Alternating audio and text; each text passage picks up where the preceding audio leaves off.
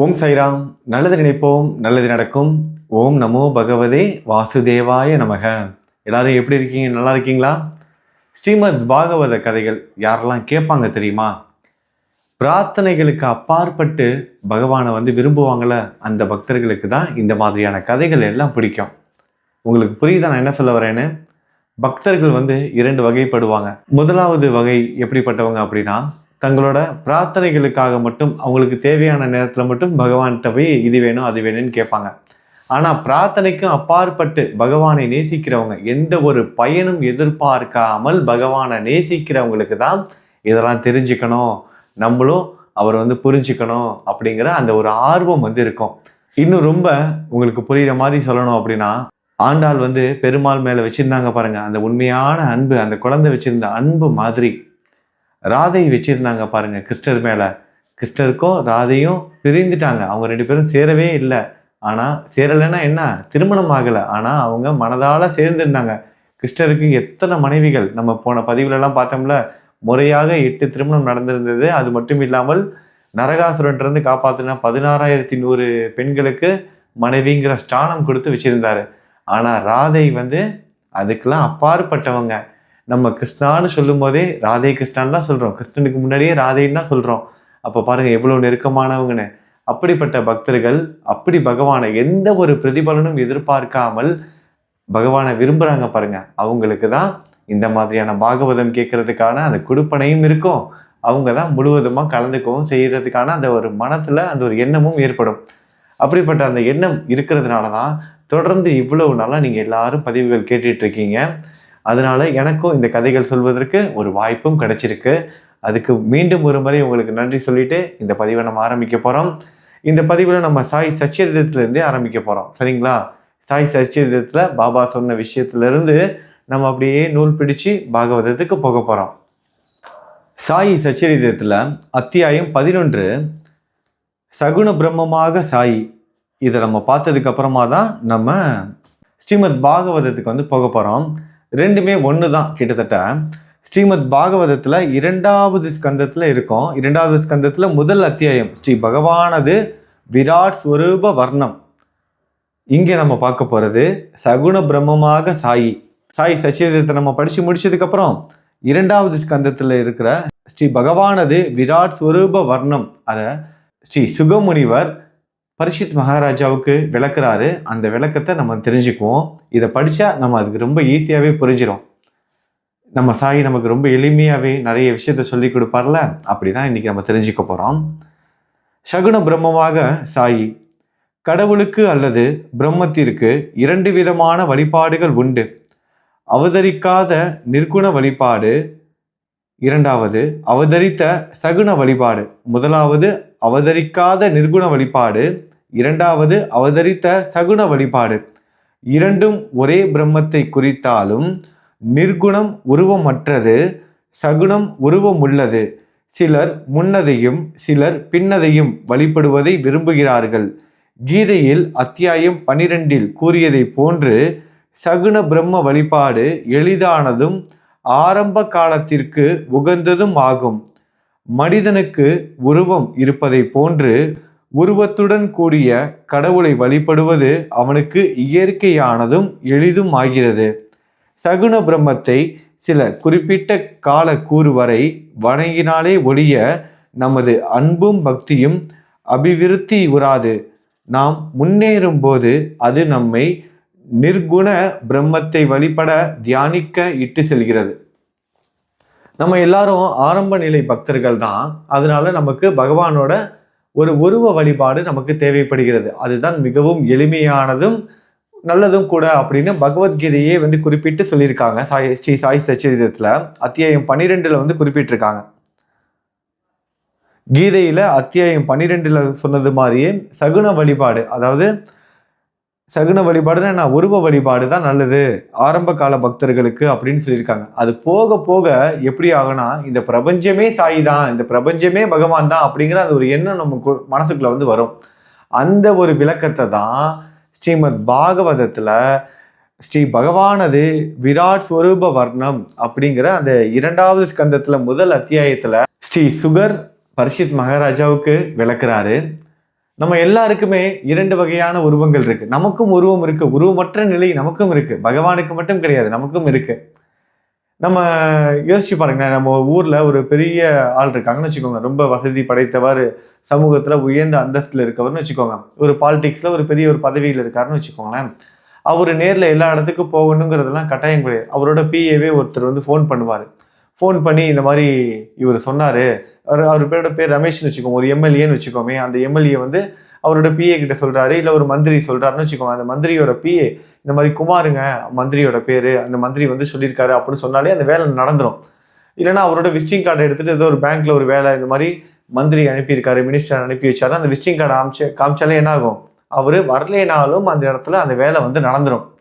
பகவானுக்கும் அதே மாதிரி தான். பகவான் எல்லா இடத்துலையும் நிறைஞ்சி இருக்காரு. உருவம் உள்ள நிலையும் இருக்கு, உருவம் இல்லாத நிலையும் இருக்கு. நமக்கு ஆரம்ப காலத்துல உருவமுள்ள நிலை வந்து தேவைப்படுது.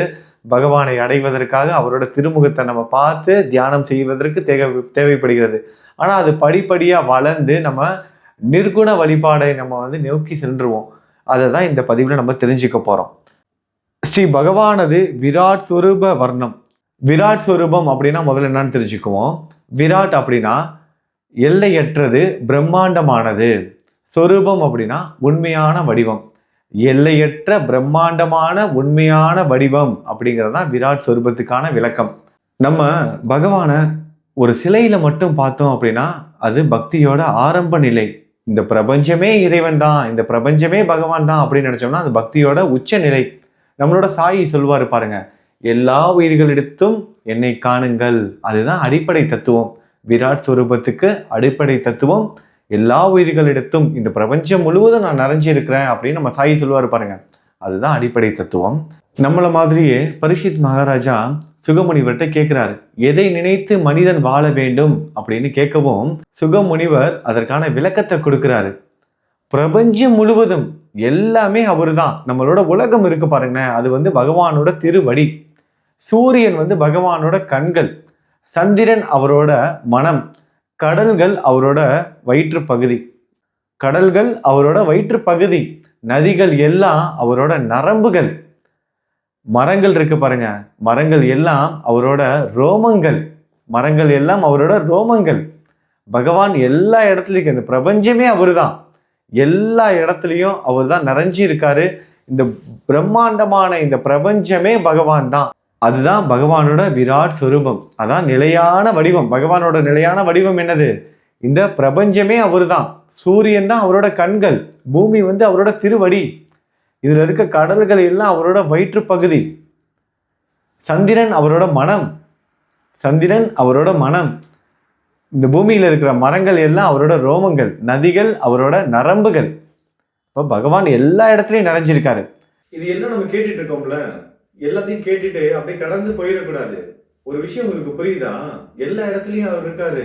மரம், மண்ணு, செடி, கொடி, கடல், ஆறுன்னு மலையிலேருந்து எல்லாமே அவரு தான். நம்ம இது எல்லாத்தையும் சும்மாவா விட்டு வச்சுட்டு இருக்கோம்? என்னென்ன பாடுபடுத்திட்டு இருக்கோம்? பகவானை நம்ம எவ்வளவு கஷ்டப்படுத்திட்டு இருக்கோம். எங்க பார்த்தாலும் குப்பையை தூக்கி போடுறது, எங்க பார்த்தாலும் கடல், ஆறுன்னு, எங்க நதியில எல்லா இடத்துலயும் புண்ணிய தீர்த்தம்னு எங்கேயாவது போனோம்னா அங்க கூட நம்ம தூக்கி போட்ட கேரி பேக் தான் மிதந்துகிட்டு இருக்கு, பிளாஸ்டிக் பைகள் தான் மிதந்துகிட்டு இருக்கு, நம்ம தூக்கி போட்ட பிளாஸ்டிக் பைகள் தான் மிதந்துகிட்டு இருக்கு. எங்கேயும் சுத்தம் கிடையாது, எல்லா இடத்தையும் அசுத்தமாக்கிட்டு இருக்கோம். நம்ம வீட்டுல இருக்கிற பகவானோட உருவ சிலையில மட்டும்தான் பகவான் இருக்காரு, கோவில்ல மட்டும்தான் பகவான் இருக்காருன்னு நினைச்சுக்கிட்டு இருக்கோம். ஆனா அது உண்மை கிடையாது. அங்க மட்டும் கிடையாது, எல்லா இடத்துலயும் இருக்காரு. நம்ம கோவில்ல எவ்வளவு சுத்தமா வச்சுக்குவோம், அங்க போயிட்டு எச்சிட்டு போவோமா? அங்க போயிட்டு ஏதாவது ஒரு குப்பையை தூக்கி போடுவோமா? வீட்டுல நம்மளோட சாமி அறையை எவ்வளவு சுத்தமா வச்சுக்கிறோம்? எவ்வளவு சந்தேகங்கள் வருது. சாமி அறைகளை இப்படி வச்சுக்கணும், அப்படி வச்சுக்கணும்னு எவ்வளவு வீடியோஸ் இன்டர்நெட்ல எல்லாம் பார்த்துட்டு இருக்கோம். உங்களோட பூஜை அறையில இந்த பொருட்கள் இருக்கா, இந்த 3 பொருட்கள் இருந்தா நீங்க நினைச்சது நடக்கும் அப்படின்னு ஒரு தலைப்பு மட்டும் போட்டா போதும், லட்சக்கணக்கான பேர் போய் பார்ப்பாங்க. இந்த மந்திரத்தை சொன்னா இது நடந்துரும்னு சொன்னா போதும், லட்சக்கணக்கான பக்தர்கள் போய் பார்ப்பாங்க. ஆனா இயற்கையே கடவுள் தான். எல்லாத்துலயும் அவர் இருக்காரு, எல்லா ஜீவராசிகள்லயும் இருக்காரு, விலங்குகள்ல இருக்காரு, பறவைகள்ல இருக்காரு, ஜந்துக்கள்ல இருக்காரு, சின்ன சின்ன கொசு முதற்கொண்டு எல்லா ஜீவராசிகள்லயுமே இறைவன் இருக்காரு. முக்கியமா இயற்கையை நம்ம பேணி பாதுகாக்கணும். ஆன்மீகத்துல இருக்கிறவங்க நம்மளை எப்படி பார்த்துக்கிறோமோ, நம்மளோட குழந்தைகளை எப்படி பார்த்துக்கிறோமோ அந்த மாதிரி இயற்கையை பார்த்துக்கணும். அதனால ஏற்படுற விளைவுகள் நம்ம வந்து சொல்லி தெரிய வேண்டியது கிடையாது. இன்னைக்கு உலகமே அப்படியே நான் தலைகீழ மாறி போயிருக்கு. மழை பெய்ய வேண்டிய காலகட்டத்தில் மழை பெய்யறதில்ல, அளவு கடந்த வெப்பம் எல்லாத்தையும் நம்ம வந்து அனுபவிச்சுட்டு இருக்கோம், இன்னும் அனுபவிப்போம். ஏன்னா அந்த அளவுக்கு நம்ம சித்திரவதை பண்ணிக்கிட்டு இருக்கோம் பகவானை. இயற்கையை நம்ம எந்த அளவுக்கு தண்டிக்கிறோமோ அந்த அளவுக்கு நம்ம அதை அனுபவிச்சு தான் ஆகணும். ஆன்மீகத்தில் இருக்கிறவங்க இதையும் புரிஞ்சுக்கணும். எங்கேயாவது ஒரு இடத்துல நம்ம ஒரு குப்பையை தூக்கி போடும்போது கூட அங்கே பகவான் இருக்காரு, அங்கே தூக்கி போடக்கூடாது அப்படின்னு அந்த எண்ணம் மனசுல வரணும். உங்களுக்கு புரியும் நினைக்கிறேன் நான் என்ன சொல்றேன்னு. ஏன்னா இதெல்லாம் சாதாரண ஒரு ஆன்மீக புத்தகமா நம்ம வந்து கடந்து போயிடக்கூடாது. நம்ம மத புத்தகங்கள் எல்லாமே பல விஷயங்கள் வந்து உள்ளடக்கினது. நம்மளோட வாழ்க்கை நெறிமுறையை வந்து நமக்கு வந்து சொல்லிக் கொடுக்குது. இது எல்லாம் செஞ்சாலே நம்மளோட வாழ்க்கை நல்லபடியாக அமையும். இதை யாரும் இன்னைக்கு கடைபிடிக்கிறது கிடையாது. இதெல்லாம் யாரும் நமக்கு வந்து சொல்லிக் கொடுக்க மாட்டாங்க. நம்ம தான் புரிஞ்சுக்கணும். பாருங்க, இதெல்லாம் பல ஆயிரம் வருடங்களுக்கு முன்பாகவே எழுதிட்டு போயிட்டாங்க. இதெல்லாம் விலைக்கு சொல்லணும். ஆனா இதெல்லாம் வந்து விலைக்கு உங்களுக்கு யாரும் சொல்ல மாட்டாங்க. இன்டர்நெட்லாம் நீங்க தேடினாலும் எதுவுமே கிடைக்காது. ஸ்ரீமத் பாகவத மாதிரி புத்தகத்துல மட்டும்தான் கிடைக்கும். ஸ்ரீ சாய் சச்சரித்திரத்துல தான் கிடைக்கும். சாய் சொல்லியிருக்காரு பாருங்க, எல்லா ஜீவராசிகளிடையும் நான் இருப்பேன், எல்லா ஜீவராசிகளிடையும் நான் இருப்பேன். நம்ம கூட தெரியுங்களா, நம்ம சாய் எந்தெந்த ரூபத்துலலாம் வருவார், எல்லா உயிர்களிடத்திலும் நான் இருக்கிறேன்னு சொல்ற மாதிரியே வாழ்க்கையிலேயே நடந்து காமிப்பார். சாய் சச்சரித்திரத்துல கூட ஒரு அம்மா ஒரு நாய்க்குட்டிக்கு வந்து பிஸ்கட் போட்டிருப்பாங்க. அந்த ரொட்டி துண்டை சாப்பிட்டுட்டு என்னோட வயிறு ரொம்பிருச்சுன்னு பாபா சொல்லுவார் பாருங்க. அதாவது அந்த எல்லா ஜீவராசிகள்லையுமே பகவான் இருக்காரு, எல்லா ஜீவராசிகள்லையுமே இருக்காரு. இன்னொரு முறை நம்மளோட சாய் என்ன பண்ணுவாரு, ஒரு விருந்துக்கு வந்து வரேன்னு வாக்கு கொடுத்துருப்பாரு. அந்த விருந்து நிகழ்ச்சிக்கு வந்து பாபா போகலன்னு சொல்லிட்டு எல்லாரும் அங்கே வருத்தப்பட்டு இருப்பாங்க. ஆனால் அங்கே நிகழ்ச்சிக்கு வந்து போயிருப்பாரு. ஒரு ஏழை முதியவராக வந்து போயிருப்பார், வயதான முதியவரான போயிருப்பாரு. அது அந்த நிகழ்ச்சிகளை அரேஞ்ச் பண்ணவங்களுக்கு தெரிஞ்சிருக்காது. அந்த ஏழை முதியவரை வந்து புறக்கணிச்சிருப்பாங்க. அதாவது என்ன உள்ளுக்குள்ள கூப்பிட்டுருக்க மாட்டாங்க. பாபா சொல்லியிருப்பார், நான் வந்தேன், நீங்கள் தான் என்னை பார்க்கல அப்படின்னு. எல்லா ரூபத்துலையுமே இருப்பார். நம்ம எல்லாரும் சாயி சாயின்னு பார்க்குற எல்லாரையும் வந்து கூப்பிடுறோம். ஆனால் அந்த மாதிரி நடந்துக்கணும். எல்லா ரூபத்துலேயும் பாபா வந்து நினைக்கிறோம். அப்படி எல்லா ரூபத்துலேயும் பாபாவை நினச்சோம்னா யார் மேலேயும் நமக்கு கோபம் வராது. யாராவது ஏதாவது தவறு செஞ்சால் கூட அதை நம்ம வந்து மன்னிச்சிருவோம். எதையும் நம்ம வந்து உள் மனசில் வச்சுக்கிட்டு பழி வாங்குற உணர்வுகள் வராது. ஏன்னா எல்லா இடத்துலையும் எல்லாமே அதான் சொல்லுவாங்க, இந்த சாஸ்திரத்துலலாம் சொல்லுவாங்க, இந்த நாய் கறியை உண்ணுகிற அந்த அரக்க குணம் கொள்ள அந்த மனிதன்கிட்ட கூட இந்த நாய் கறியை கூட சாப்பிடாம இருங்க, அவன் எவ்வளவு கொடூரமானவனா இருப்பான், அவனுக்குள்ள கூட பகவான் இருக்கதான் வந்து சொல்லுவாங்க சாஸ்திரத்துல. அப்ப எல்லா இடத்துலயும் இருக்காங்க நல்லவங்க கெட்டவங்க, இந்த பாகுபாடே கிடையாது, பிரபஞ்சம் முழுவதும் நிறைஞ்சிருக்காங்க. ஆனா நம்ம யார் மேலேயும் எந்த ஒரு காரணத்திற்காகவும் வெறுப்பையே காமிக்க கூடாது. அன்பு எங்கெல்லாம் இருக்கோ அங்கெல்லாம் கடவுள் இருப்பார். இப்படி பகவான் வந்து எல்லா இடத்துலையும் நிறைந்து இருக்காரு. இந்த பிரபஞ்சம் முழுவதுமே அவர் தான்.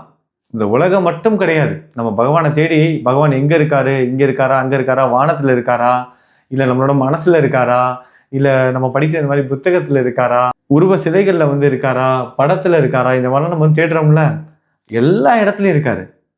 இப்ப கேட்டுட்டு இருக்கீங்களா, உங்களோட மனசுல இருக்காரு. பேசிட்டு இருக்கேன்ல, இப்ப என்னோட மனசுக்குள்ள இருக்காரு. எல்லாருக்குள்ளேயும் இருக்காரு. பகவான் இல்லாத இடமே இல்லை.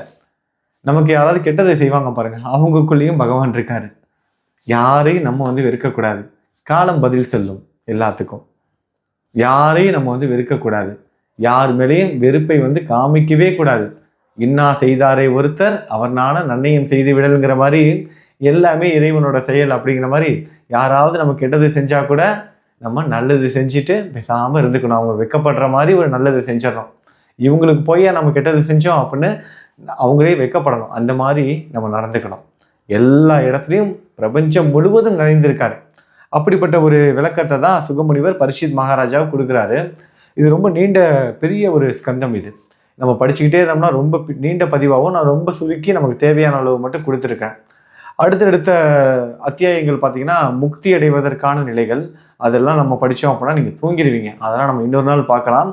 அதனால நாளைக்கு நம்ம என்ன பார்க்க போகிறோம் அப்படின்னா 2வது ஸ்கந்தத்தில் 7வது அத்தியாயம். நம்ம பகவானோட திரு உருவ அவதாரங்களை நம்ம நாளைக்கு பார்க்க போகிறோம். பகவானோட திரு விளையாடல்களை பார்க்க போகிறோம். பகவான் எத்தனை அவதாரம் எடுத்து வந்தார், என்னென்ன செஞ்சார் அப்படிங்கிற அந்த அற்புதமான கதைகளை ஸ்ரீமத் பாகவதம் மூலமாக நம்ம எல்லாரும் கேட்க போகிறோம். வரப்போகிற நாட்கள் ரொம்ப இனிமையான நாட்களாகவும் ரொம்ப விறுவிறுப்பான நாட்களாகவும் இருக்க போது எல்லாரும் கலந்துக்கோங்க. பகவானோட திரு விளையாடல்களையும் திரு அவதாரங்களையும் கேளுங்க. நம்மளோட கிருஷ்ண பரமாத்மா எப்பேற்பட்ட அவதாரமும் எடுப்பார். தன்னோட பக்தனுக்கு ஏதாவது ஒன்றுனா எதை பற்றியும் கவலைப்பட மாட்டார். எப்பேற்பட்ட அவதாரமும் எடுப்பார். அது எல்லாத்தையும் நம்ம பார்க்க போகிறோம் வரப்போகிற நாட்களில். தொடர்ந்து இணைந்திருங்க. நம்ம சாயோட அருளால் பாகவதம் நல்லபடியாக நடந்துக்கிட்டு இருக்கு. எல்லாமே நல்லபடியாக நடக்கட்டும். ஓம் நமோ பகவதே வாசுதேவாய நமக. ஓம் சாய்ராம். நல்லது நினைப்போம், நல்லது நடக்கும். ஓம் சாய்ராம்.